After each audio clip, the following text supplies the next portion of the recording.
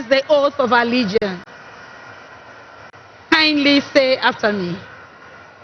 I, Professor Nana Jane Oboko Ajiman, do in the name of the Almighty God swear do in the name of the Almighty God swear that I will bear true faith and allegiance that I will bear true faith and allegiance to the Republic of Ghana to the Republic of Ghana as by law established, that I will uphold the sovereignty and integrity of Ghana, and that I will preserve, protect, and defend the Constitution of the Republic of Ghana. So help me God.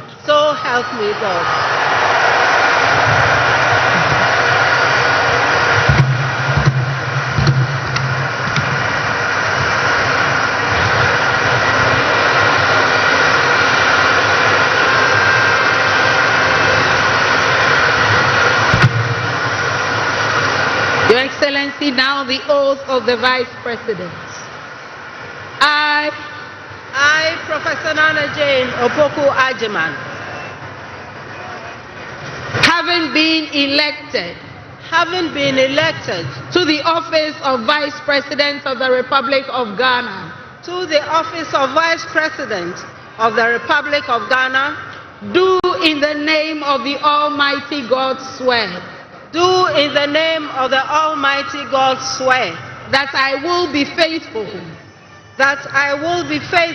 and true to the Republic of Ghana, that I will at all times preserve, protect, and defend the Constitution of the Republic of Ghana, and I dedicate myself to the service and well-being of the people of the Republic of Ghana, and to do right to all manner of persons. I further solemnly swear that should I at any time break this oath of office, I shall submit myself to the laws of the Republic of Ghana, and suffer the penalty for it. So help me God. Congratulations, Madam Vice President. Thank you. Lift your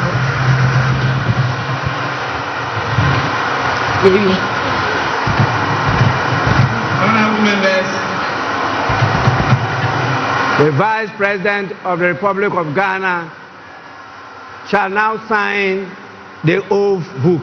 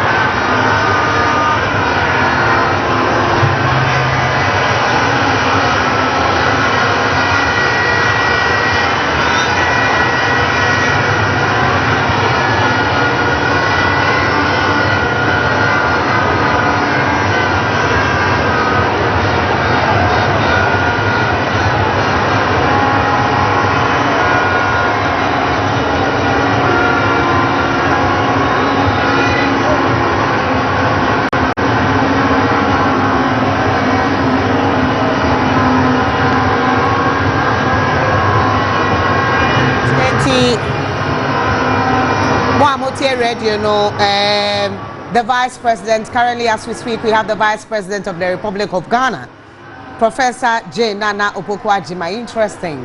Osha we Franny Kente, Kabani Slate Kama, Yesleti, Neda Danibia, current one ya Pami shared the shares, also, yes, will be a Edadano, Yea Munibia, or Neho Fair. I mean, she's actually looking younger than her age. Men can say because we are vice president. Yeah, me but when she was swearing in, Wama and Mayina, like she's made us proud. To me, said I was I was excited. Why? Because the very first Obaya will be the president. In fact, she will be in the history books. Now, one thing I would have to tell you, Nese, the vice president, and the president-elect Obabe swear in. He was the vice president. In fact, Atta Mills was the vice president of Jerry John Rawlings. Atta Mills, as a vice president, moved on to become the president of Ghana. Although it wasn't easy, it was tough, but Unyabutre, and he became the president. The vice president for Atta Mills, John Dramani Mahama, became the president before a year at a Mill Square at the time. So for 4 years now, Obabedino went on to become the president because Ghana fought to Abamano 2012. Emma Obeyo Mampini, regardless of what happened in court. The court said Ghana fought to Abamano. Oh, Demetri. And no cry, they said, and America said, regardless, and I said, a bit of her still, well, yeah, no, the Abeshim and sheet and that is why I said, regardless, it was confirmed and recognized by the Supreme Court, so he became the president. I did it 4 term and Okoye. What I'm saying is, John Ajekum Kufuor, the vice president, Aliu Mahama, tried to become the flag bearer of the NPP. Woman Tuamano. And then Nana Adodankwa Akufo-Addo, after John friend saying, after Edie Kufuor, his vice president was elected as the flag bearer, tried to become the president of Ghana. It didn't work. But for the NDC, those they chose as vice president, Uye Misata Ofrimu, those they, and then the others are Bakwa Rollins. Is it the nation? All of them went on to become the president of the Republic of Ghana, Kensen Aka.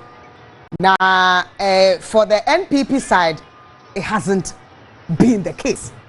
In fact, at the time when Aliu Mahama wanted to become the flag bearer, it was said that the president himself did not even support his candidature. Was signing papers. You can now call her vice president of the Republic of Ghana. Jesus. Yeah, and in fact, the history is that a woman, chief justice, swearing in a woman vice president. Tokonu is very lively. Who says she's excited? Or vice president or Yoba. You can see some of the dignitaries in short. And chair president-elect, because still or president-elect until Obeswe Ogusote wa train vice president Ashweri was in sign Guso sign in Krata more radio sono was in sign Krata no nechi a clerk of parliament new one now mafado no ejina nechi pe and Madam Tokono also secretary ejina echebie. See, is the turn of the Chief Justice, Madam Tokono, Mrs. Tokono, so also be sign Kratano, na to say the beer dimu ya weji na wakwakotina sehe nefe. It will be sad you also ye near dear no motor say where we are what nasi as vice president. Na fe so when need be that wakwatina says round. Akonya bino. Aha, vice president akonya no. Wakwatinam says Zrao. Oh, but you must also know that vice president would have a bodyguard or a policeman. Would have a bodyguard into the bodyguard that would do the chi. Utumus and the ranks near the now kama slim fine and a dinner chi. No, you're chairman of the police council as vice president. President is like to burn some emano. president commander in chief and afe Lordino Mahama was sheni kente kama one also Ethiopia war born sem edemano. Oh, what a beauty. Ghana is the place to be. Me know what say Ghana. Oh, but now vice president. Oh, at them tebem. What them? What at them the second time? Oh, what they what him come pa. No, also no tun say mama bi dira on ni bra bomb paye. Speaker kasaye nto aso. Otoko no so wo ho. Otoko no. Otoko na. Invite His Excellency the President-elect to take and subscribe to the oath of allegiance and the presidential oath. Your Excellency, you may now proceed to do so.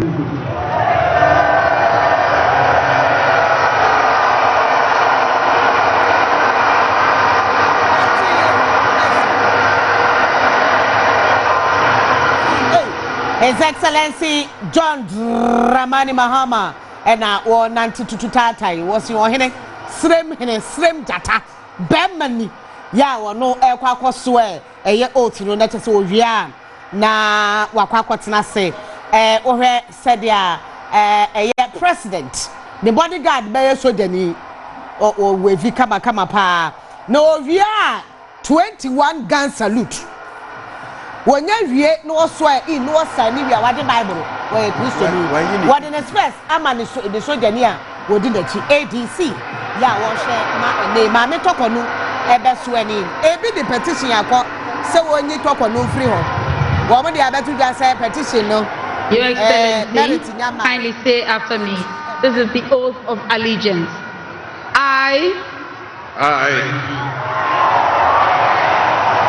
Your name. John Dramani Mahama.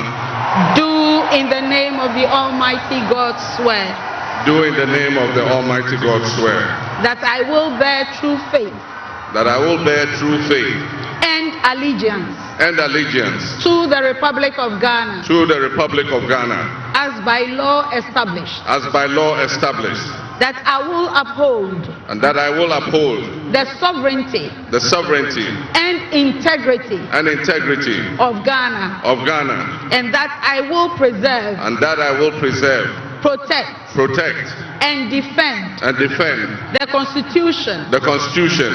Of the Republic of Ghana. Of the Republic of Ghana. So help me God. So help me God.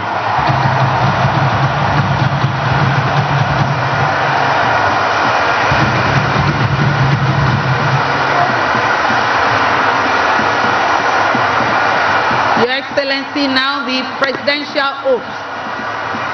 I, John Dramani Mahama, having been elected to the high office of President of the Republic of Ghana,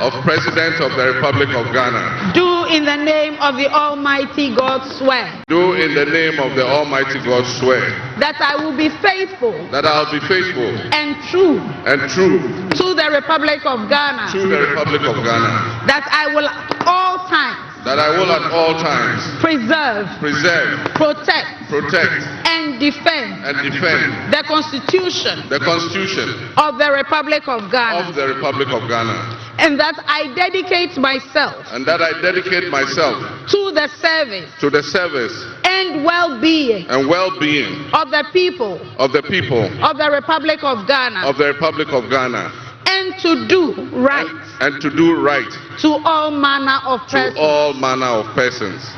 I further solemnly swear that should I at any time break this oath of office, I shall submit myself to the laws of the Republic of Ghana, and suffer the penalty for it.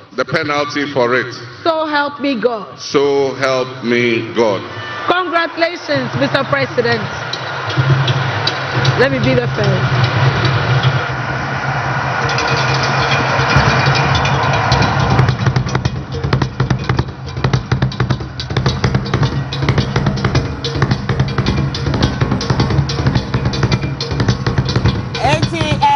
radio for so channel to say His Excellency John Dramani Mahama. But also signing krata. In fact, he is the president of Ghana. John Dramani Mahama. His second coming. Now, already is second coming name my annual so for the didn't want at my name said ya omo cancer for second coming say be great no. Na sabre no na to me say obia benya ne fa hodie ni ade no. My name say be John Dramani Mahama second coming no will be like Yesu I mean to me. Na Yesu dey no say fa hodie bebe. Hey, that's see how tell woman we actually you say second coming no be come. The me time there was Yesu dey na me kan. Wo mo say na sabre no ye to akwa heaven. Ni ene Nyankopon akodi dey wo heaven. Tuo no bi abasa. Enti ye ni minim say tuo bebebo. Say memo second coming of John Dramani. Bi abasa be hwan obosu watu so no wo ba. No what form. Na obu we say a national anthem the very first time as a president. Wo be ejina me abo national anthem mama no we are 21 gun salute. Pipeo. Pipeo. Wo be som pipeo. Pipeo akofana na nkrofo otwen. Wo be som pipeo. And no to abe marry no prepare 21 that say we are na speaker oshani in now to me the first presidential speech or address na or the aba enti ye hwe ni mo say sa after or signing we are ye nyina national anthem wo ho bia wo gina ho the first national anthem as the president of Ghana we are the second president because he's gone through this before and is going through it again.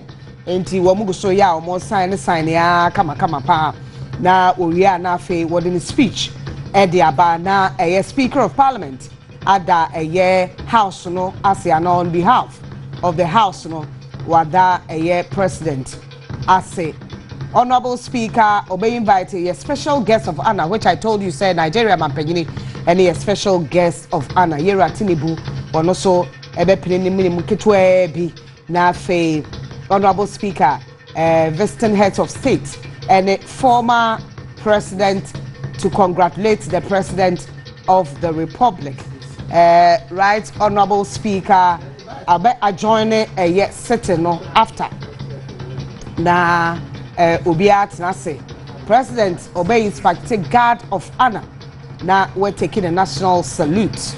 The president ebeko on the vice president in fact president will depart first akofro ne kura no what in sabako what in sabako and this is different from the first coming of the president John Dramani Mahama. I'm sure he's been advised although some asofo ni because one fa ne sabe ebi nsom what the baako na asom what the baako aka ho he started with one hand went round to show Ghanaians now he's holding the Republic of Ghana and then later or the second hand no e so mu no de akofuna no dia be so anti mo amo press second single hand ne mo amo press double hand obi anya nde baka bomti wa o press the first hand ye bibi and the wa press the second hand ye bibi no ni nyina wa ye obi afọ 19 wa ye no understand enti say one back can say and I mean kai say wa asesem enti na ya yes if I is done resetting he's done resetting of the akofuna ndini yesi ya wo nya abotre akwa ha gede yire Lordina Mahama wa de hag wa chia no afi wo chiachia mpanyimfo a wo days ne so in fact from ehwa no ko ne yire ho well try we kwa so akofuna no se kire ba me saying I am having a better wife let me go and hug my wife for the job that she did a time machi in fact let me tell you that His Excellency John Dramani Mahama did not emphatically will tell you did not want to come back as a flag bearer of the NDC but for the family and then mpanyimfo ewo NDC mu nanka wa bremo and why said there be if the call is coming in I must accept this call na wakwa chia the vice president we chia speaker of parliament wakwatena na kwadwam we chia eyema me toko no again wakwatena kwadwam mi akonya no wamka ho asem no wakwatena wabatrem o tebem watena kwadwam zazam because freedom and of right da da da da da feel at way true humility. I make a series of fearless honesty. So help us to allay this oppressor, show it all I will and might forever. Ta ta ta ta ta ta ta ta ta, and help us to raise.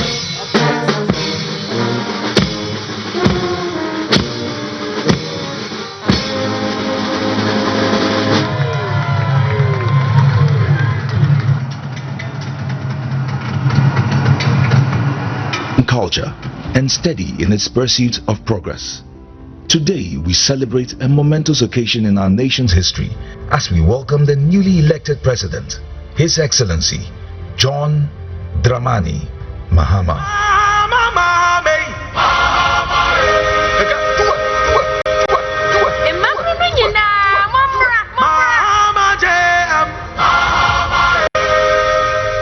A true nation builder committed to forging a brighter future for all Ghanaians. John Mahama embodies the pillars of leadership that our nation craves: trustworthiness, reliability, modesty, and above all, truthfulness. From the moment he stepped into the political arena, John Mahama has demonstrated an unwavering commitment to the people of Ghana. His approachable demeanor, paired with his genuine concern for the needs of the Ghanaian, has earned him their trust. A trust that is pivotal for any leader aiming to guide a nation through challenging times. With a new constitution that went into effect and the Fourth Republic was officially established.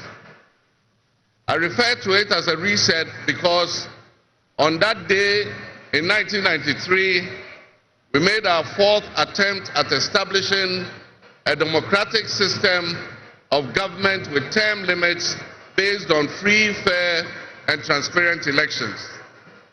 The handover of power on January 7, 2001, between former President Jerry John Rawlings and at the time the newly elected President John Agyekum Kufuor, tested that reset, and our nation passed with flying colors. So today, with my induction as the new President of the Republic of Ghana, history is being made once again. And it is a history worth repeating every 4 years with each newly elected president. Today, we're also making a different kind of history, one that speaks to our maturity as a democracy, a nation of citizens enfranchised with the authority at the polls to determine their political future. Today's exercise between the outgoing President, His Excellency Nana Addo Dankwa Akufo-Addo, and I feels a bit like a deja vu. That is because 8 years ago to this day, on January 7, 2017, we shared this same space and performed this same transitional exercise. At the time, I was the outgoing president, having served one term, and he was the incoming president, having been given a mandate by the people of Ghana to lead this great nation of us. He and I both understood on that day, as I'm sure we are today, that it is the people of Ghana that we are elected to serve. Somehow, it seems fitting that it is with Nana Akufo-Addo that I twice shared this stage and this unique historical distinction. Because Nana Akufo-Addo and I began our national political careers in Parliament in the same year, 1996. He has always greeted me with warmth, a firm handshake, and a smile. And he is perhaps the only person in my life who has persistently chosen to call me Johnny. While we belong to opposing political parties, we shared a sense of mutual respect. In those early days, we probably could not have imagined that destiny would bring us to the leadership of our respective parties and that we would have to face off 3 separate times as we each vied for the highest office of the land. Nana, as this will be our final meeting under these circumstances, And as I look back on the journey we have traveled together, two much younger men who entered Parliament together with a full head of black hair, and you with the same bald head and round eyeglasses, I have to say that you have, without exception, been a worthy opponent. I extend my warmest wishes to His Excellency, the former Vice President, Dr. Alhaji Mahmoud Bawumia. It was a grueling campaign, and we gave it our all. Your sportsmanship in making an early concession eased tensions and contributed to the early conclusion of the electoral contest. I wish you all the best in your endeavors. My brothers and sisters, the world in which Ghana exists today, as I begin this presidency, is not the same world in which we have lived under other presidencies. There are tensions and conflicts that have not previously existed between nations.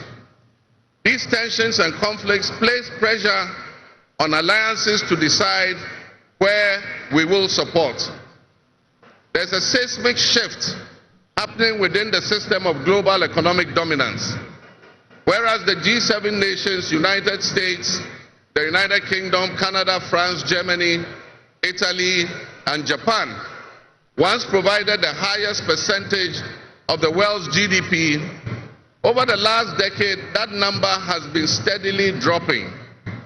However, the combined total of the GDP of the BRIC nations, Brazil, Russia, India, China, South Africa, Iran, Egypt, Ethiopia, UAE, their GDP has been consistently increasing.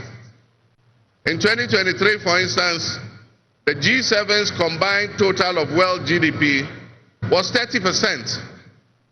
But by 2029, that number is predicted to drop to 27%.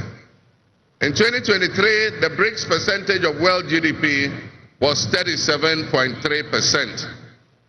And so what does this mean to us in Ghana? What could it mean to our economy? Where do we fit in this geopolitical maelstrom? Technology such as artificial intelligence has taken us to new heights, opening up the potential for national, financial, and personal security issues that we are not yet able to imagine. One example is the use of misinformation and algorithm manipulations on social media platforms to sway a particular group's sentiments towards or away from something. Now more than ever before, we need to strengthen our ties with our neighbors to ensure that we're working together to keep our sub-region safe. We stand in solidarity and work in alliance with all our neighbors in the sub-region. Recognizing the history of our borders, we also acknowledge that on the other side of our country's borders are our family members. They may be Ivorians, they may be Togolese, they may be Burkinabes, they may be Nigerians or Malians, but they are also Akans, they are Kasinas, they are Gwans, they are Ewes, they are Nzemes, they are Hauses, they are Moshis and Gurmes, because we are all part of one another, one big family. With the increase of the climate crisis, and as the waters grow warmer, melting the Arctic ice and permafrost, there's a greater likelihood for viruses that have been frozen and thought to be extinct for decades, perhaps even centuries, to begin to spread and create another global pandemic. The changing climate conditions, increased population density in urban areas, and mass international travel are enabling existing viruses to spread and mutate at a faster and faster rate than they did before. This is a serious challenge. Let us not forget the toll that the past epidemics of viruses like Ebola, COVID, and Mpox have taken on the families and communities and medical infrastructure in several of our neighboring countries and in the sub-region. Let us also not forget how swiftly and completely the COVID pandemic brought the entire world to a screeching halt. My government will be working diligently to strengthen our public health systems while monitoring the global health situation so that when, and not if, but when the next pandemic or epidemic occurs, the loss of lives in Ghana will be minimal. The larger world exists around us and to some extent within us.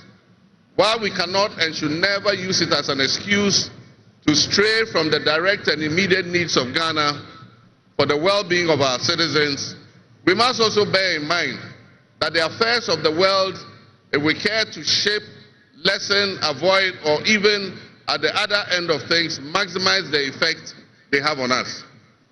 My brothers and sisters, barely a month ago, we held historic elections that have caused dramatic shifts in our political landscape.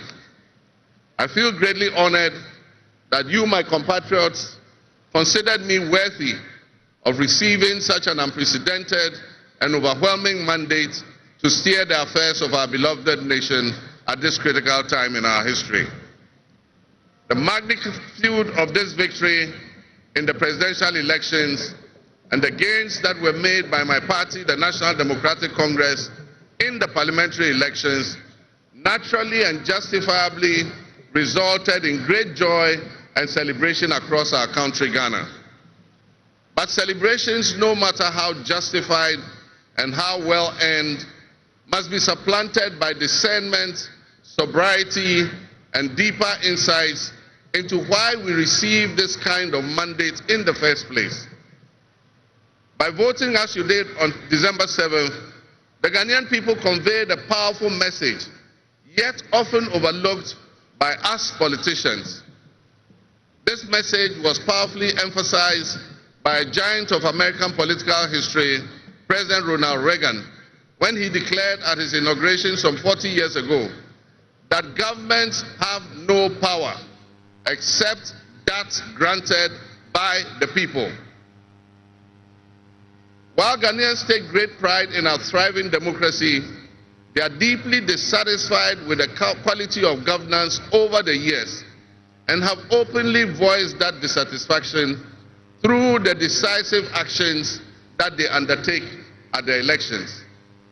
Our people also understand that democracy is not just a token adorned with periodic elections followed by pomp and pageantry with the establishment of a new government.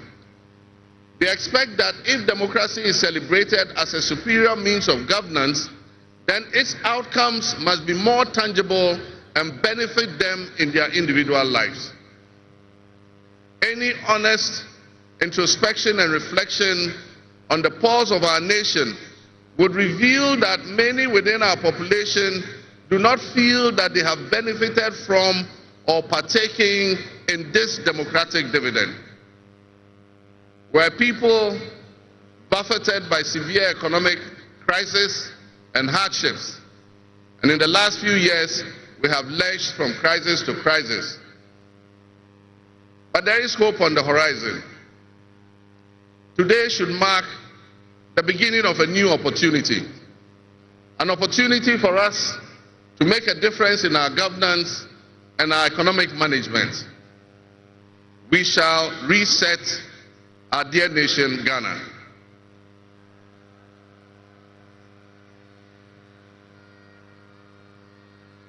To the millions of my fellow countrymen and women who joined long queues and waited in the sun for their turn to vote for me, you have my sincerest thanks for honoring me.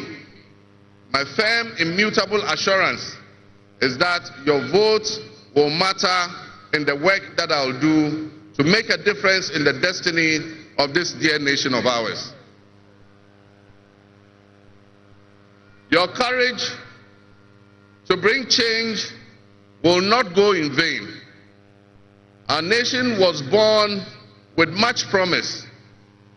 That promise would seem hazy and in doubt now because of all that has happened in the past. But I urge you, my fellow countrymen, not to be sucked into a state of perpetual pessimism.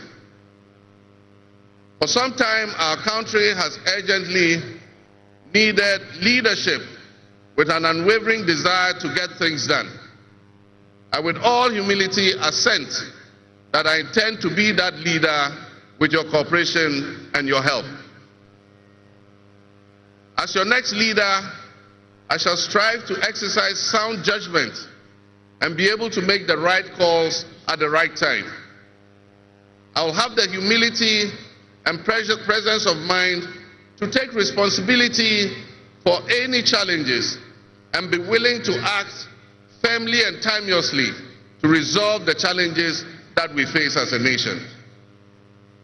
Since the elections, I have read and heard the word hope used many times in relation to my presidency and what it should offer the citizens of Ghana. I intend to speak plainly and clearly to you today, and every time I address you subsequently, I intend to always tell you the truth. The circumstances we find ourselves in are indeed dire, but even so, I'll be decisive and swift in my actions. We'll focus our initial efforts on 4 critical areas.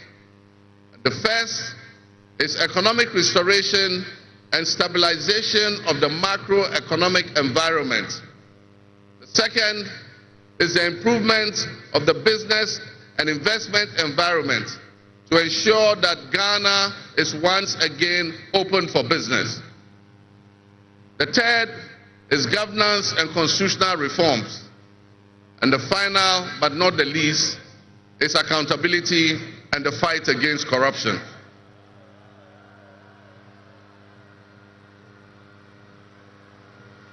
My brothers and sisters, actions have always spoken louder than words. With that in mind, I have entered into a covenant with you, the good people of Ghana, in which I have enumerated 26 actions that I'll take within my first 120 days. There is reason for hope, and there is every reason for hope. But we must also have faith, because faith empowers us to trust the things that will happen. With faith, you believe what you know, and that is why we need faith to be able to achieve our reset. We need a reset with the faith we have in our country and our leadership. We need a reset with the faith we have in our institutions. We need a reset with our faith in our dear nation, Ghana. And by that I mean in all of us, because all of us are Ghana. You are Ghana, and I am Ghana. All of you seated here today, Ghanaian citizens, you are Ghana. The people who you are with or near you as you watch this on television, in your homes, or listen on radio, or follow on social media are what we call Ghana. I ask that we enter into the covenant with the Ghana we all love and the good people of our country who make up this dear nation. And I ask that you envision a Ghana that you want to live in, a Ghana that you want to leave behind to your children and your grandchildren. What can you do to help build that better Ghana that we all strive for? What behaviors, what attitudes and mindsets can we reset? We need a reset, and we have faith in Ghana's ability to overcome, excel, and be so successful with this reset that it will be difficult to imagine a time when that was not the case. As we stand at this momentous crossroads in our nation's history, I am honored and humbled to accept the mantle of the President of the Republic of Ghana.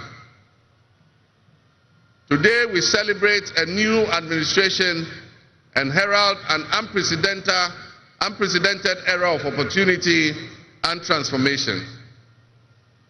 With Nana Jane Opoku-Agyeman by my side, we are poised to embark on a journey of progress and inclusivity, united in our vision for a more prosperous Ghana. This day is particularly special for us and for every Ghanaian who dreams of a society where barriers are shattered and ambitions are realized.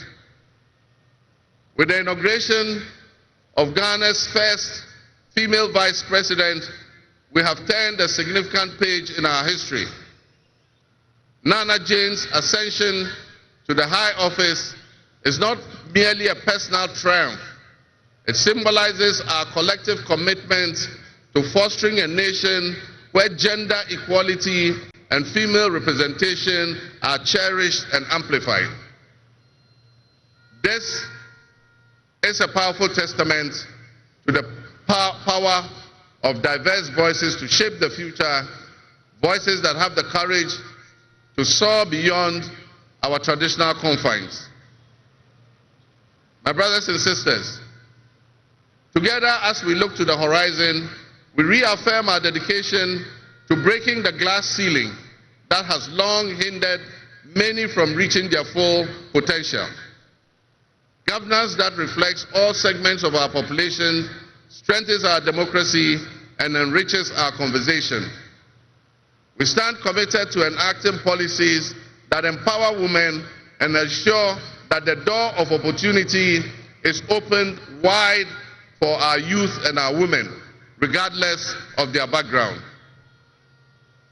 Together, we'll galvanize our efforts to create a society where every Ghanaian can dream, believe, and achieve without any restraints. Remember that great leadership is not defined merely by the offices we occupy, but by the legacy that we leave for future generations. My administration, along with my Vice President, Nana Opukwa-Jiman, will prioritize inclusivity, accountability, and innovation, forging pathways that will lead to the upliftment of all of our citizens. I'm profoundly grateful for this moment, a cornerstone in our journey towards a brighter future for Ghana. In this resounding victory, I see a clarion call, particularly from the youth of Ghana, a generation that is brimming with potential and dreams that are waiting to be realized. This moment is a powerful affirmation that your voices matter, that your aspirations are valid, and that your future must be our priority. We're committed to translating your hopes into action and creating opportunities for education, entrepreneurship, employment, and empowerment. Our policies will be tailored to sustain innovation and foster industry that engages today's young minds and equip them with the skills needed for tomorrow's challenges. Together with the private sector and captains of business, we will create decent and well-paying jobs. As we embark on this new chapter, I assure you that our decisions will champion diversity in all facets of governance, ensuring that every Ghanaian, regardless of your ethnicity, your gender, your age, your religion, or any background, will have the opportunity to contribute to our nation's story. Ghana's youth represent the heartbeat of our democracy. Their ambition will drive our policies as we strive to create an inclusive, equitable society where everyone has a seat at the table. Our vision hinges on the introduction and implementation of a 24-hour economy. We envisage an innovative and vibrant 24-hour Ghanaian economy, which will also be anchored in agriculture and agribusiness. This innovative approach would unlock potentials that have long remained dormant, enabling us to harness the energy and creativity of all our people. Just imagine a Ghana where our markets are alive and bustling at all hours of the day.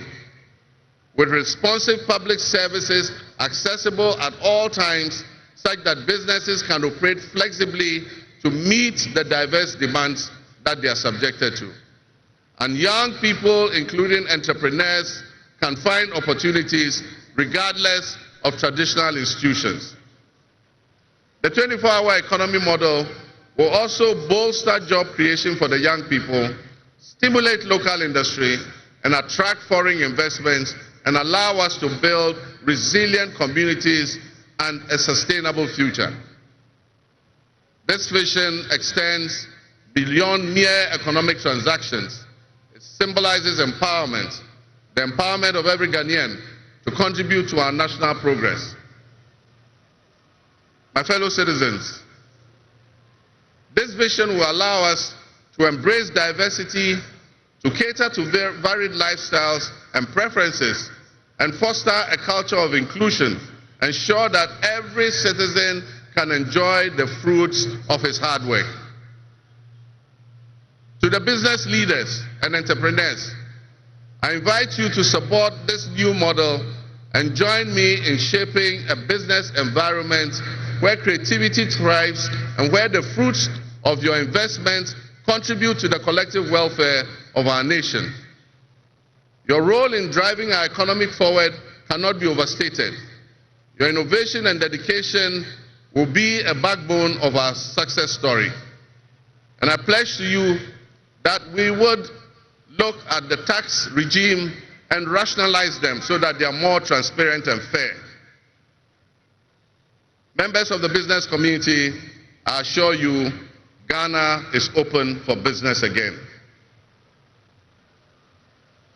Let me thank you, Your Excellencies, my fellow presidents, for leaving what is a busy schedule behind and coming to join us at this ceremony. Your presence brings honor to this inaugural ceremony.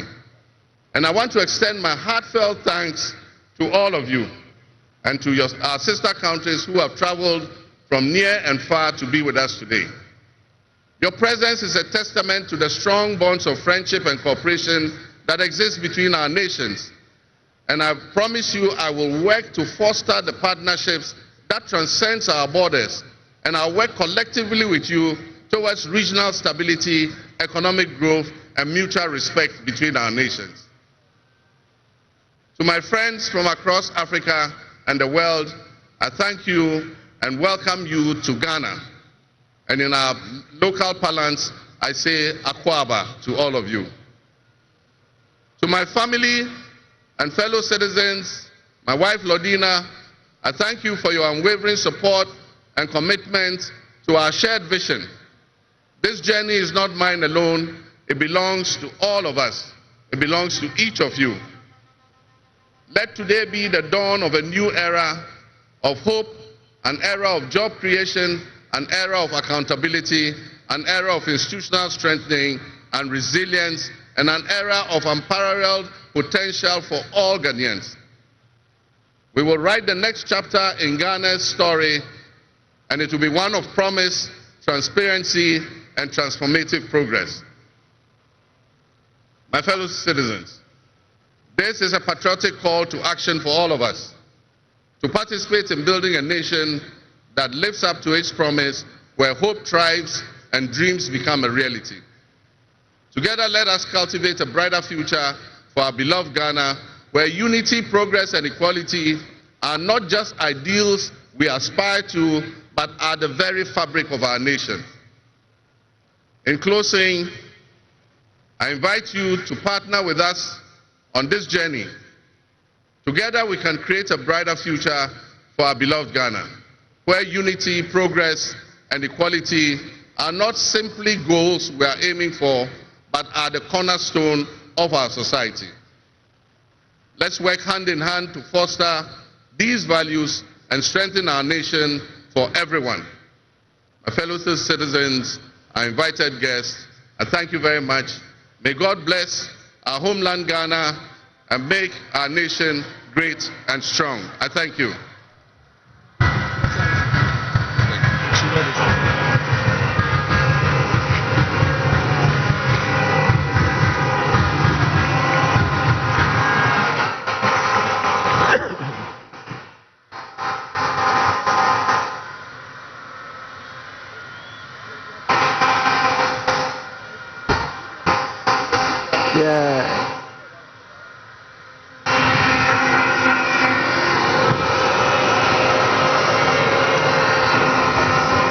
members,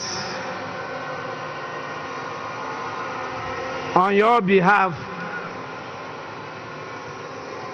I convey the gratitude of the House to His Excellency, the President of the Republic of Ghana, for his address. Your Excellency, the House is extremely grateful to you.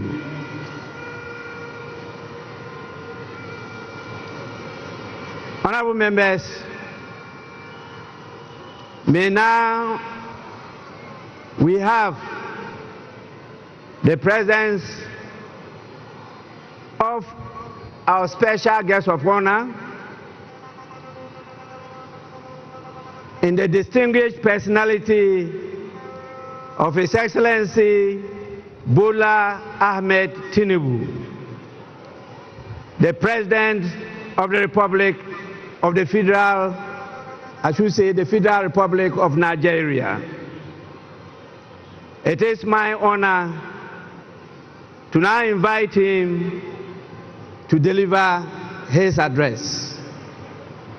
Your Excellency, you are welcome to do so now.